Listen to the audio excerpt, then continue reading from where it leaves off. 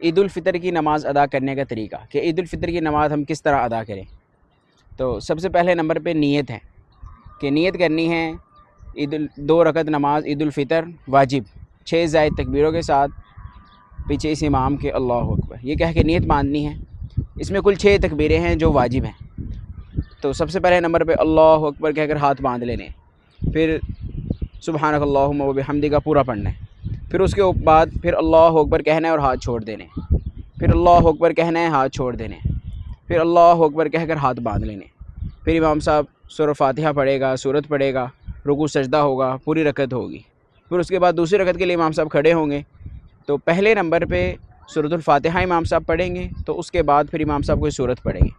سورت پڑھنے کے بعد پھر امام صاحب تکبیریں کہیں گے جو زائد تکبیریں ہوں گی، اللہ اکبر کہہ کر ہاتھ چھوڑ دینا ہے، پھر اللہ اکبر کہہ کر ہاتھ چھوڑ دینا ہے، پھر تیسری مرتبہ اللہ اکبر کہنا ہے اور ہاتھ چھوڑ دینا ہے، پھر چوتھی مرتبہ ہاتھ نہیں اٹھانے، سیدھا رکوع میں چلے جانا اللہ اکبر کہہ کر۔ پھر اس کے بعد پوری نماز ادا کرنی ہے۔ نماز کے بعد خطبہ ہے اور خطبہ سننا ضروری ہے، 2 خطبے ہیں، دونوں خطبوں کو سننا ضروری ہے۔ تو امید ہے کہ آپ کو عید کی نماز کا طریقہ سمجھ آ گیا ہوگا۔ اللہ تعالیٰ صحیح معنوں میں ہمیں نماز کو ادا کرنے والا بنائے۔